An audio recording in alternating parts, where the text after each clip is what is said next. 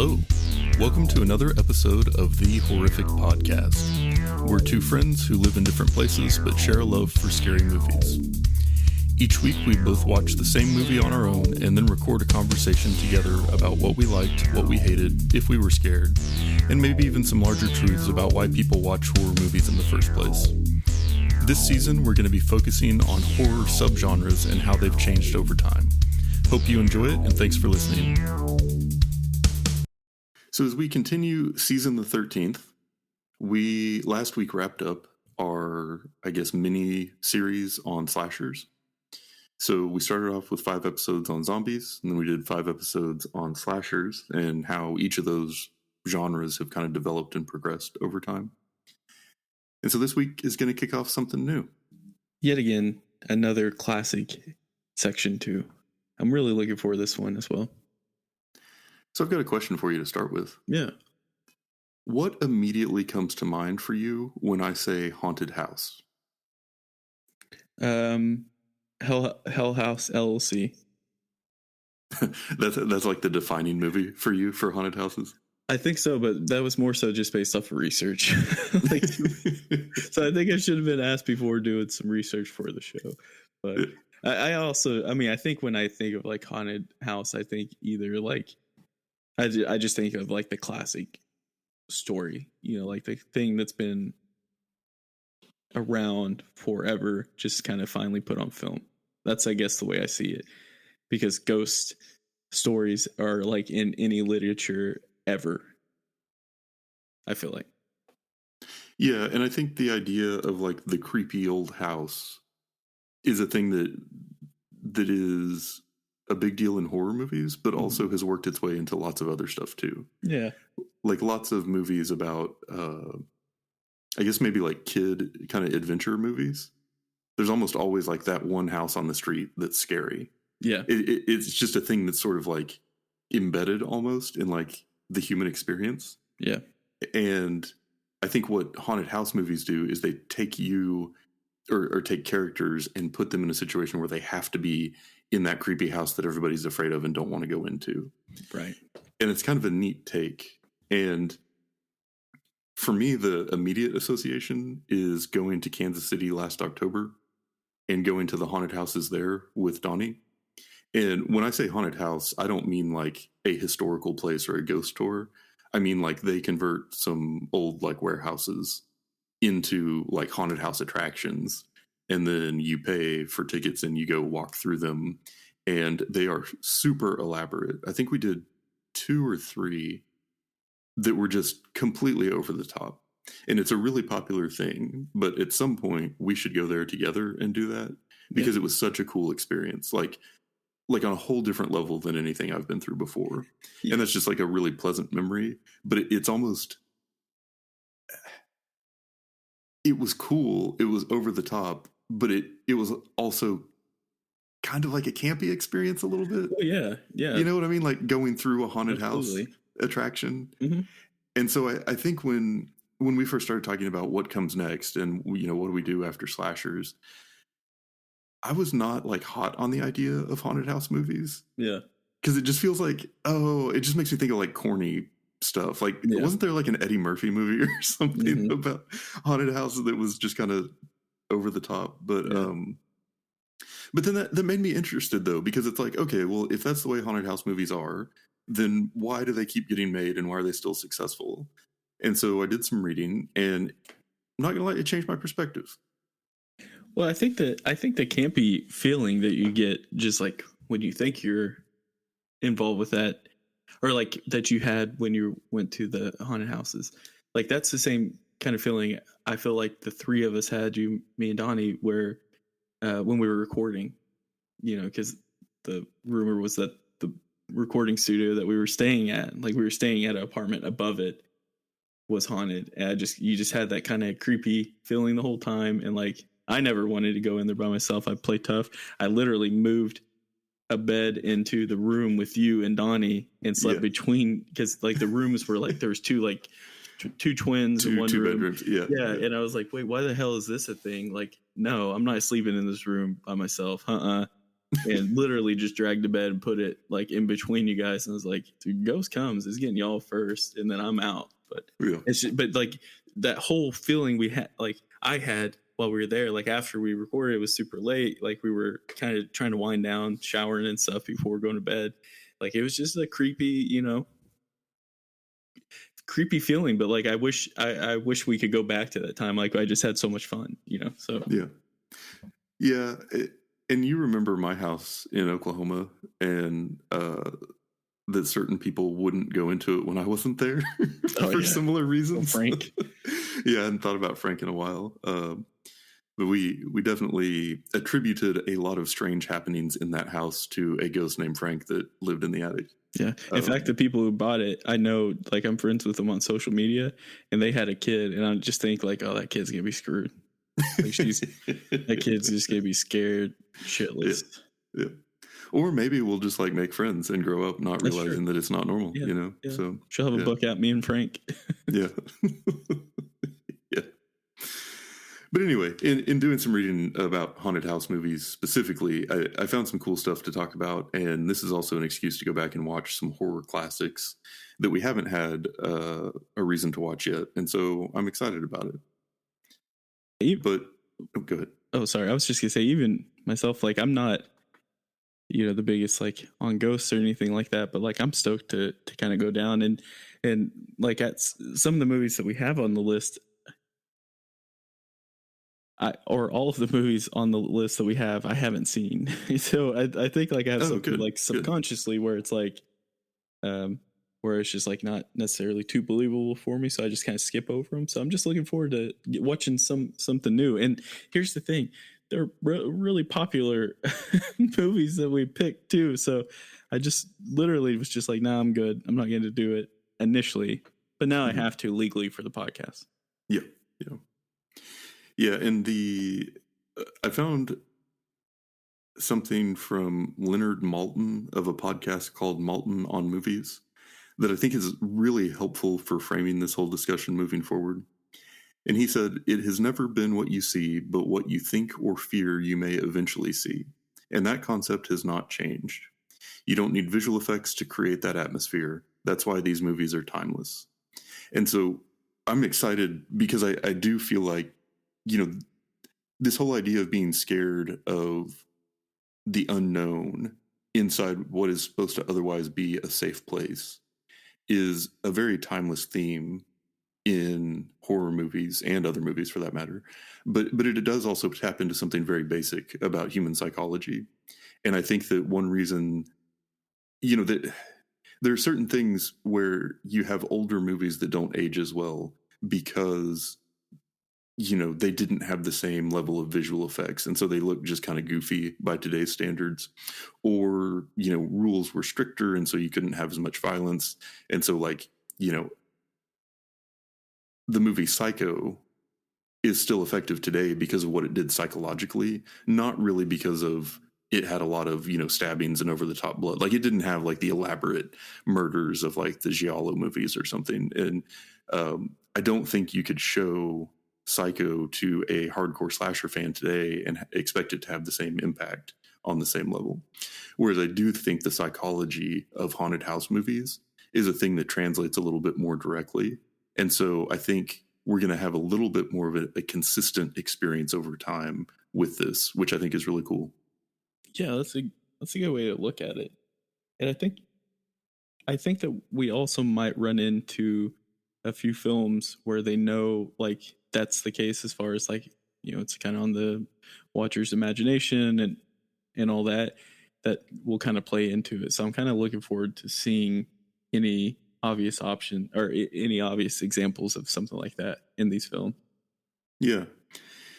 Yeah, and with this one, it's going to be a little different, I think, than zombies and slashers, because I don't think we're really trying to like tell a story arc of how this subgenre developed over time and how it kind of got popular and then was less popular, and then this like pivotal movie came out and then everybody copied it. I think for this run of episodes, we're going to focus on ways that filmmakers have gotten creative with the idea of the haunted house over time, and some of the different things that they've done, whether it be with like, cinematography and filming techniques, or story, or the way that the whole experience is like presented to the viewer, and just kind of like this is a rich history of haunted house filmmaking, and we're just going to take some samples from different times of ones that did things that are worth talking about. Yeah. And so I think a few of the things that we're going to pay attention to across all of these is some of the key things that a haunted house filmmaker has to figure out. So what has always been the most obvious to me is answering the question of why the people don't just leave. like the whole idea of like a haunted house, my immediate reaction is always get in the car, Sleep. like because so how do you create a compelling movie where people are in the house for a reason? And I think that writers and directors have come up with very creative ways of explaining that over time, and so that's something that we're going to pay attention to. Another one is, what is the source of the danger? And I think that the really big difference between like a haunted house and like a home invasion horror movie is that the source of the danger is sort of inherent to the house and it's beyond your control. Yeah. So I can go and fight an intruder and I may or may not win, but once that fight ends, the problem's kind of solved, With something paranormal or like a haunting or something that's supernatural, that's not the case. And that's one thing that makes it really, I think, even more scary is the idea that you may think you've won at any given point, but you have no way of actually knowing. Yeah. And so the idea of being trapped in a place where you may or may not be control and you may or may not have all the information and you may or may not be able to reason about what's about to happen next is a thing that I think it works really deeply on the psychological level. And so explaining what that source of the danger is and how, that's beyond our control is a thing that is handled differently in these types of movies. Mm-hmm. And then the question of like how the people are being affected. I feel the thing that we talk a lot about with movies is pace and how you manage the audience's expectations over the course of the movie. And I think that especially with haunting type movies, you can't go all out in the very beginning, right? Like a lot of times it's a more subtle thing that kind of builds over the course of the movie. And I think the prime example of that, and one that we're not going to watch for this mini series, but that we've talked about a lot, is Paranormal Activity, where the things start small and then escalate over time. Mm-hmm. And then there's just like that build up that kind of keeps you on the edge of your seat. And finding ways to like up the level of terror is like a challenge. And so the way that gets presented is another area where the filmmaker is using creativity to connect with the audience and keep them engaged. Right. And then does it also like start off? I feel like there's been a few like haunted house where it starts off showing maybe like the previous people who live there, or a scene from there, but then it starts with like the new family moving in, or starts with like the new story. So like, because some movies they have to have the action at the beginning to kind of show what you're getting yourself into, I feel like. Yeah. And so like I'm curious on if these do the same thing, or if it's like we're gonna figure it out throughout the whole film, that's you're figuring out with the people who are in the house as well. Just how are they going to figure it out? I'm looking forward to that piece.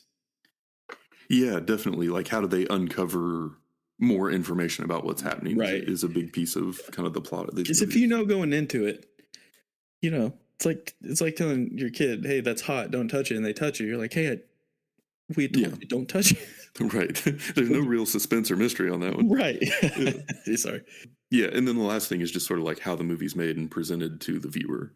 And so, is it something that they're trying to make it feel like a news report where it's like this is based on a true story and they're trying to get your imagination working on thinking about this happening in the real world?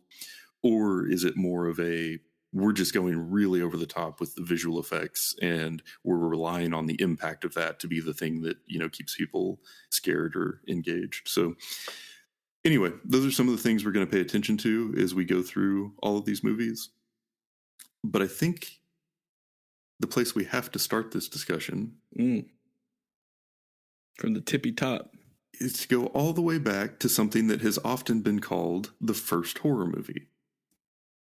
Now, some people have said, I thought Nosferatu was the first horror movie. Mm-hmm. I think it's a little bit debatable because the one that we're going to talk about today is only about 3 minutes long. This is like the best. It was the best one we've ever watched, too. I watched it probably 10 times. Yeah, it was still less than the longest or the shortest horror Yeah, film we've yeah. ever done. Yeah. I also read that most people at the time that this was released thought it was a comedy, not horror. But it does have a devil and witches terrorizing people. So do with that what you will. Yeah. But it's a French film called The House of the Devil, and it was made all the way back in 1896. So and it crazy. Absolutely boggles my mind Yeah. that 1, movies were made, 2, it's not terrible, Yeah. and 3, we have access to watch that today somehow, like over 100 years later. Like, it's mind-blowing. It's exciting, I feel like, and because like one of the things with this, which you can, like anyone that does any reading on this, like this is one of the well-known facts, but like they had actually lost, like basically there was one copy that was found in like the 30s, I think, in like New Zealand. But I guess it wasn't recognized until like the late 80s, 85 or 88. I kind of saw both dates. So like there's a very strong chance at one certain point no one would have seen this film, but because of this one piece, it's just amazing how that worked out.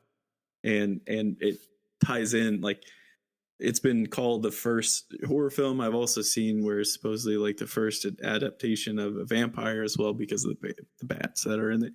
Like there are a few important pieces with this film, and it was filmed in 1896. It just blows your mind. I mean, my mind the was fact blown that when you filming sent existed. Yes, when you sent it to me, I was like, "That's like, how is that even?"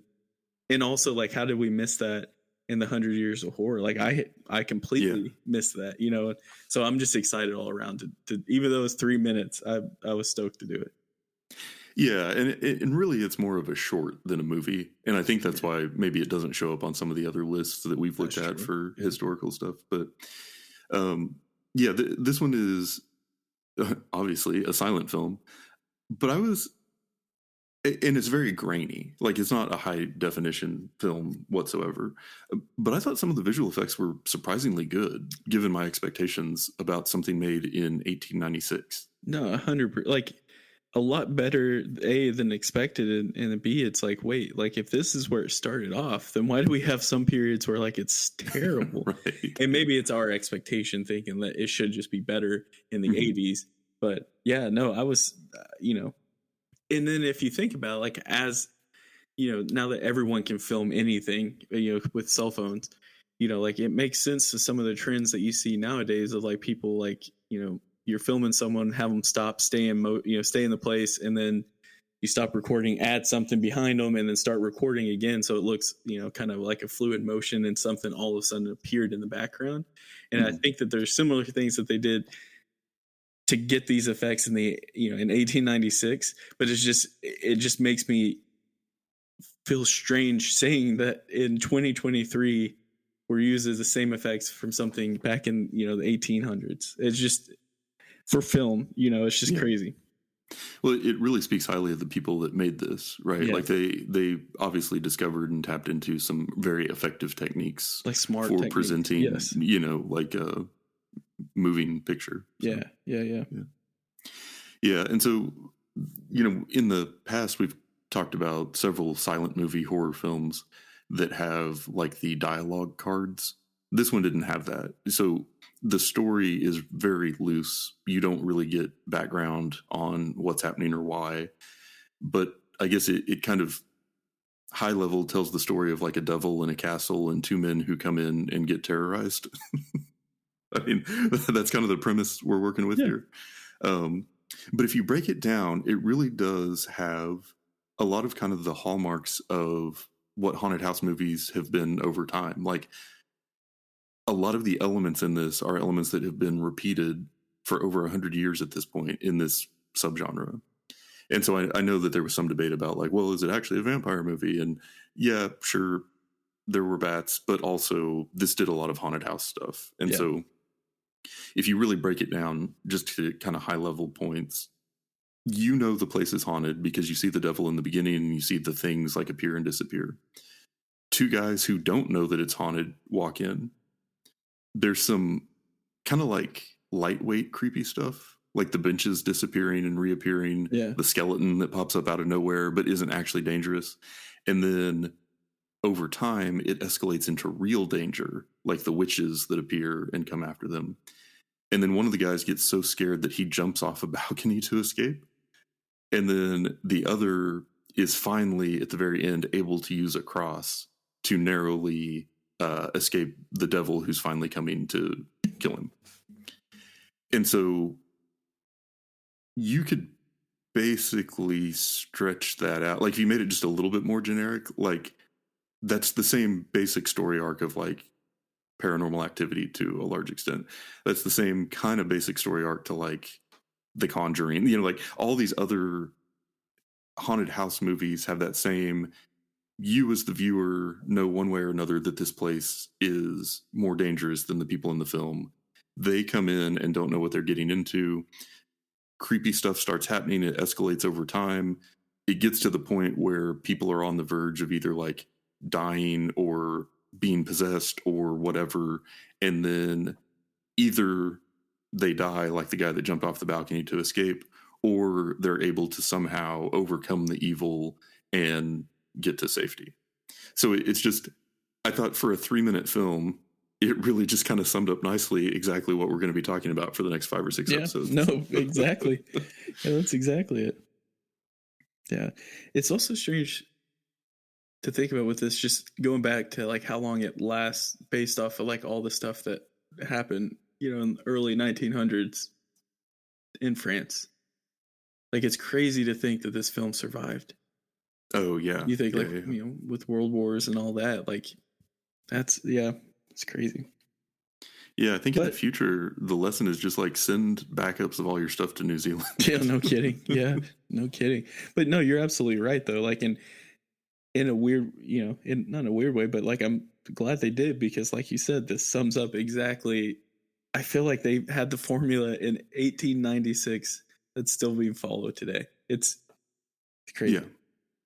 Yeah. And so the other thing that I thought was interesting about this one was just like the main visual effect or the trick that the director uses is to make things disappear and reappear in a different place. And you as the viewer see that happening, but the people on the screen are often like looking at where it was. And so it's almost like you have this knowledge of the whole picture of what's happening, whereas they have like the limited viewpoint of what they're looking at. And that's the thing that I think, you know, kind of like you were saying with kind of the stop motion and adding things, having things suddenly appear or disappear, I think is a big part. And then also that, okay, I can see what's going on. I have more knowledge than the people on the screen. And that means that I feel even more like scared on their behalf than they feel themselves, because I know that the danger is actually like bigger than just oh, that's weird that this bench disappeared. Like there's more going on and I know it, but you don't, and I can't tell you. Yeah. So, which had to happen too, I feel like, with this movie, because based off the fact of having no like dialogue of what was going on, you know, definitely glad that was added. Yeah, definitely no real like overarching story or background, not really a lot of suspense. To me, it almost felt like the ending sequence of a longer movie. Yeah. Like you could totally see like the build up where, you know, the devil or whoever is like living in this place. And then you have these two men who have been sent, you know, to investigate local legends or something. And then they come in and things have been happening that are a little bit creepy, and the beginning part stretched out a little bit. And then that whole sequence of like the witches appearing and chasing them around and one of them jumping out the window and all that stuff is like the epic conclusion. So it definitely could have, I think, been built out into a longer movie if the technology at the time had allowed. Yeah. And, you know, I think, you know, something really important to this too is the director or the person who made this, Georges Méliès. I don't know how to pronounce it. Méliès. It's French. Like, he was an illusionist, an actor, and film director. And I feel like for this style of film, like that's the best kind of combo to have. That's perfect. Yeah. Because it's like, you know, because one of the things with the film is like they didn't put out who did it. I assume it had to do with like the content of the film, maybe to protect them a little bit or something. I don't know, but there's theories that like the guy who plays the devil was like a magician in like the local like theater, I don't know, area, whatever you call it.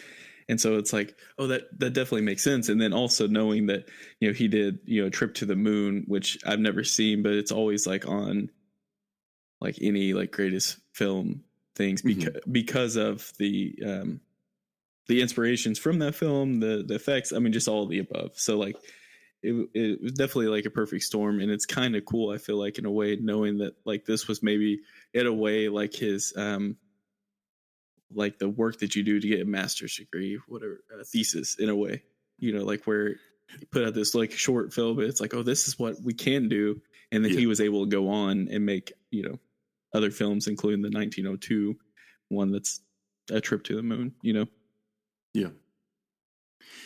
Yeah. And this whole idea of like taking some interesting things that he had figured out how to do with filmmaking and then kind of building this story around it and using that for like kind of the more macabre, like horror type setting, I think is a good example of what we like in the genre, right? Like you could say basically the same thing about like The Evil Dead. Like to me, that feels like a similar type of attitude towards making a movie where it's, we don't have a big budget. We don't have, the most professional equipment or whatever, but we have taken what we have and figured out how to do something creative and cool with it. And now we're going to use that to create this like horror setting that makes people uneasy, which I think is one of the most powerful things you can do with film. And we talk about this a lot, where the idea that you as a filmmaker can make me sitting comfortably in a movie theater or at home on my couch feel the feelings that I spend all day trying not to feel is just amazing. Yeah. Like that's such a crazy accomplishment. And so this, I feel like, just kind of embodies that spirit of finding novel and creative ways to do that. Yeah, without a doubt. So over the course of the last week or so, I went from thinking that haunted house movies were kind of goofy and corny to now I really don't know how we're going to watch all the movies that I want to watch over the next few weeks. Right. So this one actually may be a little bit longer. We might do like an extra episode. I actually already thought of one too that I wanted to throw in there. But I think that the other thing too is it just really makes me want to go to a haunted house now, but it's March and we probably going to be impossible, but I'll hold on to this until they open back up. Yeah. Let's go up to Kansas City this fall. That'd be fun. That's true. Yeah. And that's it for today's episode.